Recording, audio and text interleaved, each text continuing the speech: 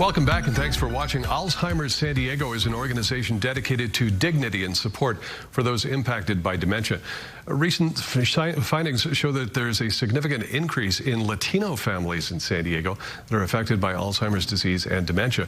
Eugenia Welch and Nellie Hernandez from Alzheimer's San Diego are here to talk about how they're prepared to assist families in our Latino community dealing with the many challenges they face and the growing need for culturally competent support. We'll talk about that. Thanks for coming in today. Thanks for having us. Eugenia, let's start with you and just talk about how many people are impacted and the projections for how many more will be within the Latino community and the population at large. Sure. The population at large right now in San Diego, we know there are 100,000 people with a diagnosis of some form of Alzheimer's or dementia.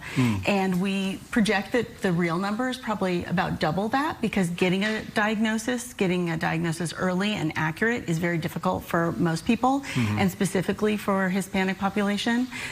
We also know that between 2019 and 2040, there is an expected spike of 196% in the Hispanic population over the age of 65. So when we talk about culturally competent support, what exactly does that entail to the community? What that means is, you know, because we are a local organization, we have Spanish-speaking staff dedicated in our office who are from the San Diego community. So when people call in, they can really speak to what our clients are dealing with the area town. They can help recommend physicians and give real tips. People that know the community, that know the language for sure. Nellie, you are a dementia educator. Let's talk about the cultural perception of some memory issues within the Latino community, how that impacts them. There's maybe a little bit of a stigma, a little bit of a reluctance to accept this, right? Definitely, and not a little bit of stigma. There's a lot of stigma still associated with talking with anything that relates to any type of memory loss. And it's unfortunate because as a result, not only are Latino families not really talking about it or comfortable talking about it, this too is probably one of the reasons why they don't reach out to medical services to get some kind of diagnosis, or sometimes even they ignore the symptoms or the changes that they see that says, hey, something is possibly going on. So how do you begin to address that? The language, I would think, would be one hurdle that you've got across. What are some of the others? How are you able to do that to get the people the help that they need as early as they possibly can?